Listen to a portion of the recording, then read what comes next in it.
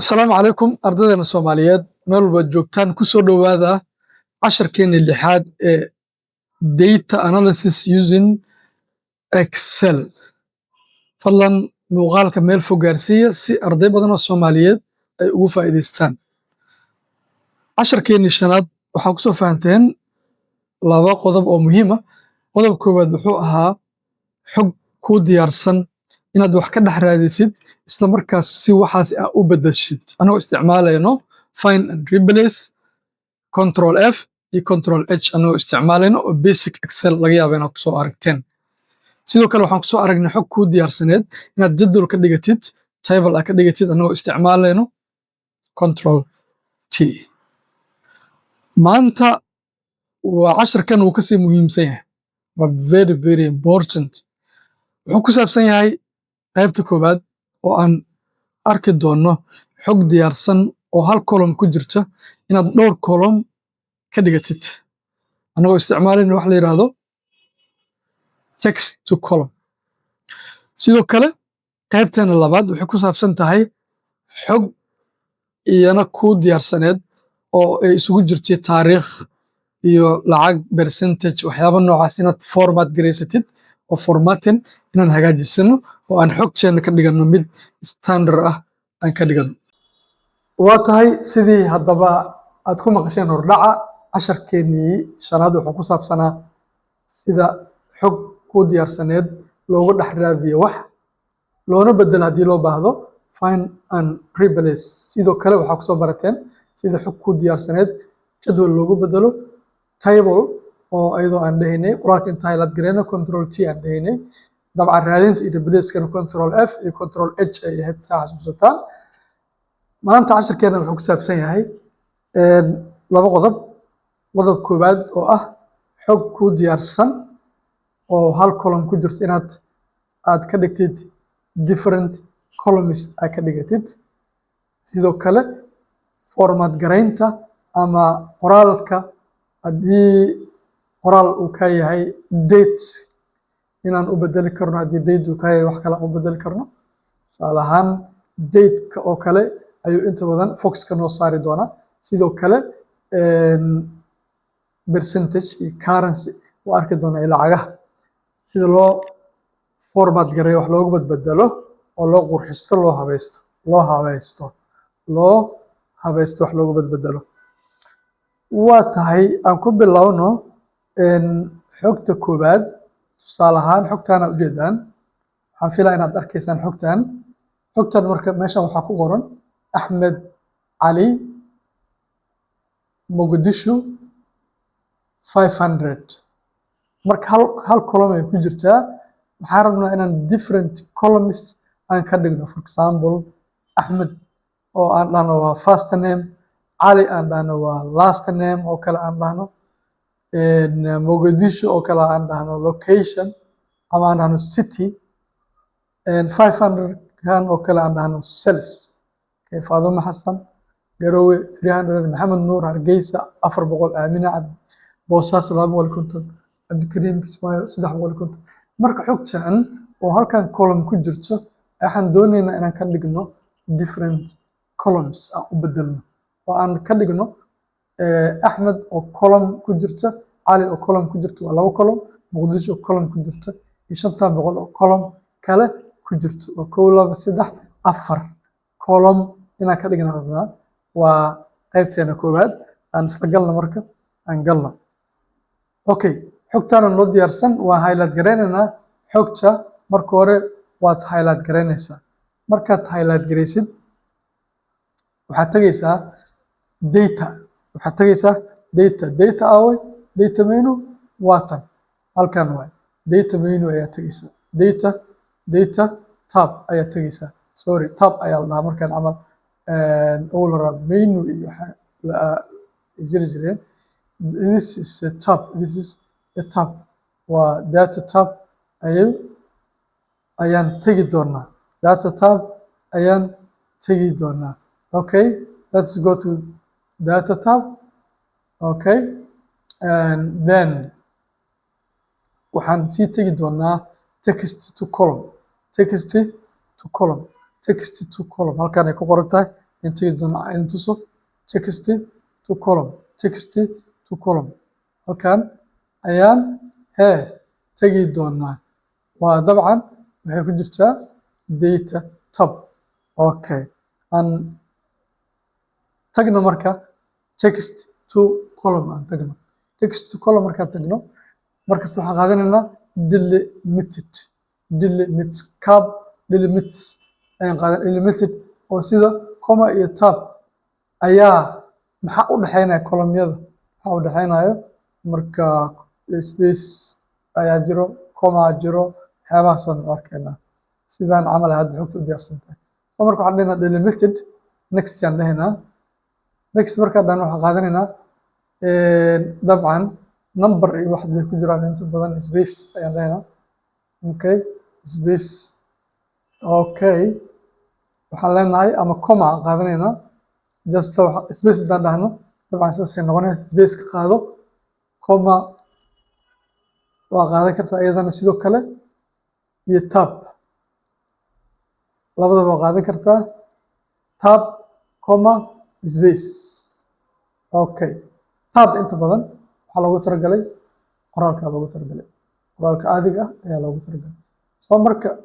aan comma iyo space iska qaadano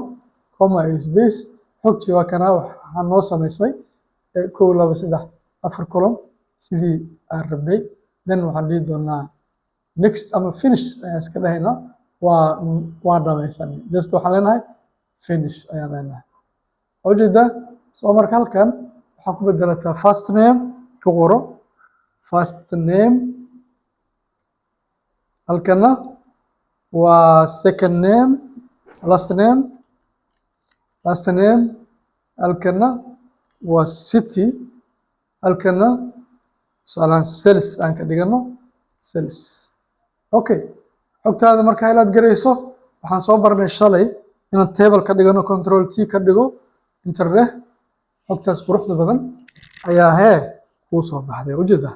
xogtaas quruxda badan ayaa kuu soo baxday oo dhowrka column first name last name city iyo sales marka hore halkee noogu jirtay xogtan hal column ayay noogu jirtay okay hal column ayay noogu jirtay qaybtaas intaas ugu baxaynaa waxaan isla aadaynaa marka qaybta kale oo ah formatting inaan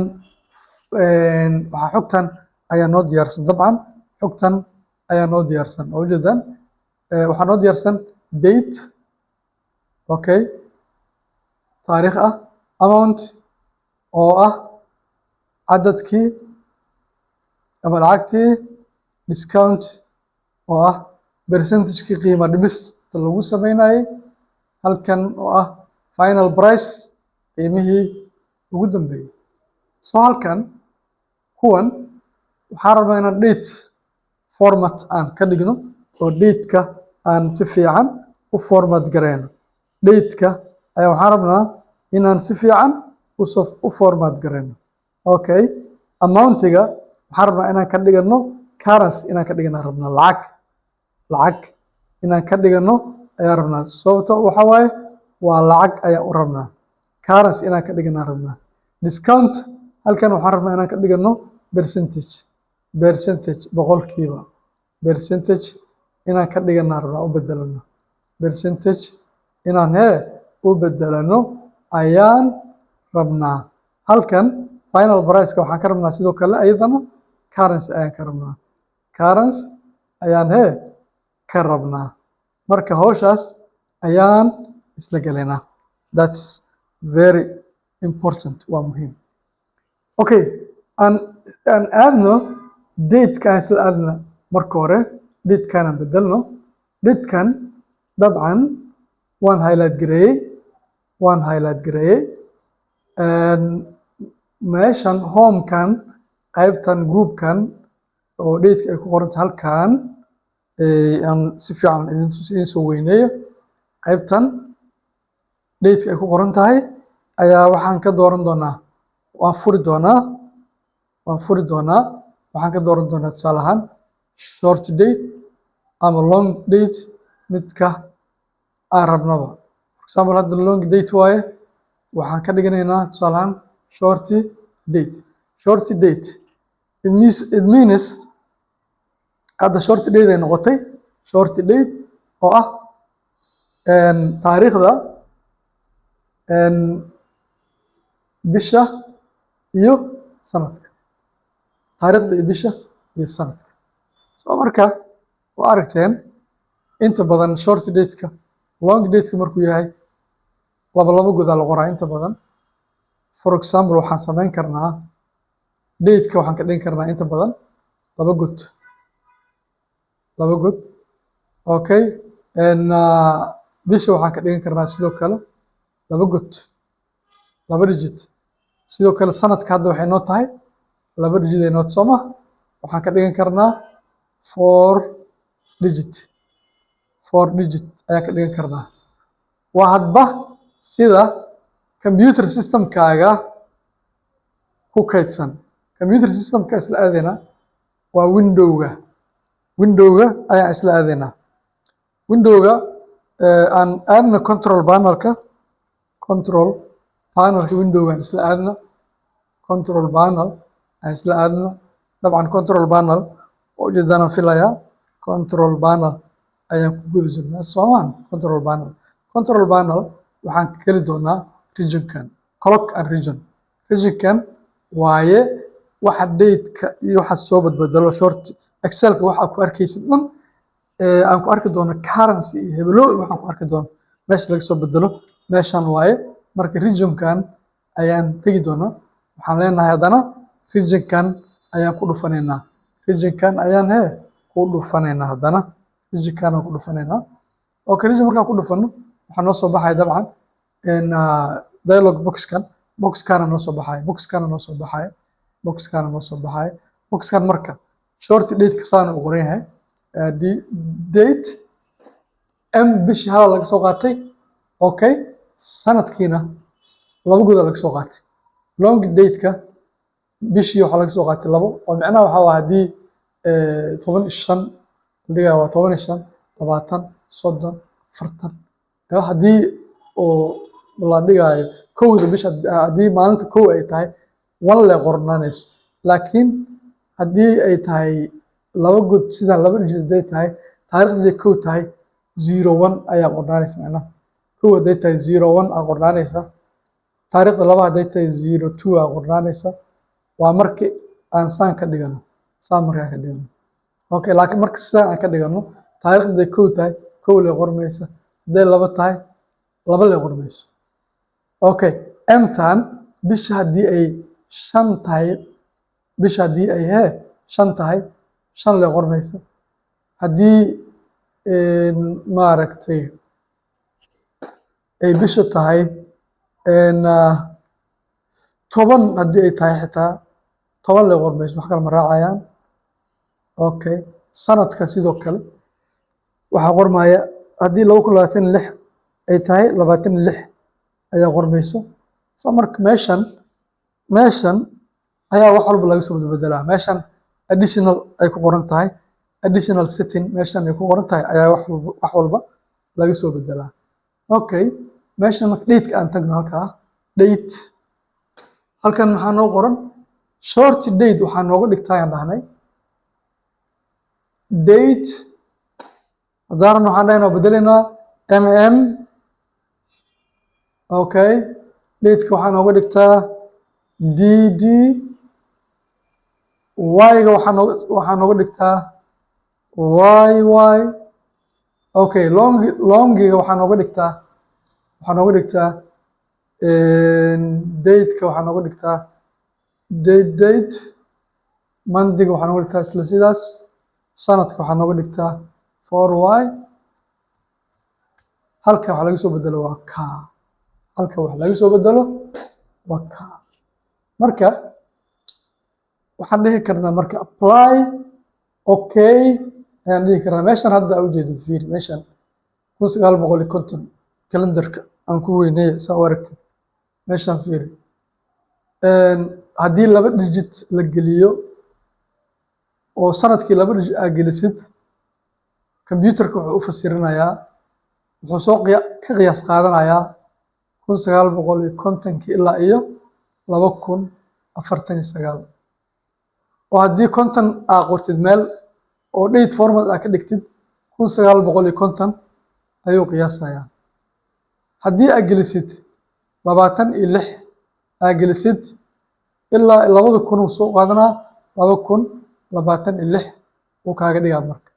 2026 uu kaaga dhigaa okay sidaas waaye marka waa la bedeli karaa 2049 waa bedeli kartaa 1950 waa default lama bedeli karo hadhow marka apply ayaa leedahay okay aad dhihi doontaa marka sidan ayuu excelkana ku aqoonsan doonaa soo marka waa kana hadda by default hadda kan koowaad maxaan ka dhiganaynaa aan ka dhigana bal short date okay uu ahaa aan ka dhigana bal long date waa kana koodi bisha koowaad 2023 anaga marka hore ka dhigan haddii aan ka dhigano meeshan 26 hadda ka dhigano okay sorry hadda ka dhigano meesha 23 hadda ka dhigano 26 2026 u dhahaa soo ma jeedin haddii aan ka dhigano meeshan aan ka dhigano konton hadda ka dhigano 1950 ayuu aadi doonaa saa u jeedin 1950 ayuu aadi doonaa marka 26 aan ka dhigano 26 aan ka dhigano long date si loo format gareysneed mar walba halkan soo jiid meesha markaad mouse gees ku fiiqdid plus markay noqoto soo jiid okay date waa format gareysanay amountiga aan format gareysanay iyadana amountiga halkan amountigan aan format gareysan amountigan waxaan rabnaa inaan ka dhigano currency aan ka dhigano ayadana sidoo kale aan ku yara noqono meeshan kaliya inaa halkan aadays kaliya maahan waxaad samayn kartaa right click ayaad dhihi kartaa then waxaad dhihi kartaa format cells markaad dhahdid date ka dooran kartaa date markaa ka dooratid date-ka nooca u rabtid intii ku qoran yihiin waa qaadan kartaa ama custom ayaad dhihi kartaa then halkanaad ka gashan kartaa customka adiga ayaa bedelan kartid qaabkaa rabtid oo qoran kartid okay marka currency-gaas la joogna waa highlight gareyna qoraalka highlight gareyna meeshan halkan mar walba home aad tegeysaa halkan meeshan calaamada dollarka waxaa ku dhufanaysaa calaamada dollarka ayaad ku dhufanaysaa calaamada dollarka ayaa ku dhufanaysaa calaamada dollarka markaa ku dhufano waxay isku bedeleysaa currency okay US dollar ayay isku bedeleysaa haddii kale waa furi kartaa meesha euro aa ka dhigan kartaa daar Chinese ka dhigan kartaa shilin Soomaali waa ka dhigan karnaa shilin Soomaali waa ka dhigan karnaa waa inaan control panelka aadnaa control panelka waa inaan aadnaa control panelka this is very important qofaan windows soo marin howlahani ku adag tahay okay mar walba waxaan tegaynaa region ayaan tegaynaa then region haddana sii tegaynaa region waxaan tegaynaa additional setting then currency aan tegaynaa meeshan calaamada dollarka waxaan ka dhigan karnaa shilin Soomaali aan ku soo darsanaynaa apply aan dhahaynaa okay aan dhahaynaa okay apply okay hadda by default shilin Soomaali isku bedelaa shilin Soomaali ayuu excelkeenii isku bedelay saad u jeedid shilin Soomaali ayuu isku bedelay waa kana shilin Soomaali isku bedelay okay shilin Soomaali ayuu isku bedelay okay waxaa ka dhigan kartaa shilin Soomaali ku soo darsan English waa kana oo United States dollar oo nagu jira euro waa ka dhigan kartaa anytime waayahay discount-kana halkan percentage isagana waa kana percentage ayaa ka dhigan kartaa waa kan percentage-ka isagana waa kan percentage okay final price-ka isagana currency ayaan ka dhiganaynaa shilin Soomaali dartii US dollar nooga dhig kana US dollar rabnaa US dollar nooga dhig okay waa kana marka waa format garaysan waxaa kaloo aadi karnaa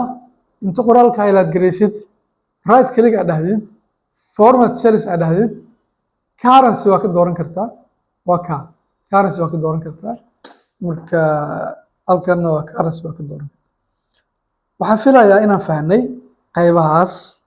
formattingkaas iyo text to column intaasuu noogu yahay casharkeena lixaad ee maanta waxaan filayaa inaad casharkan lixaadna fahamteen uguna faa'iideyn doontaan ardada Soomaaliyeed. Assalaamu calaykum.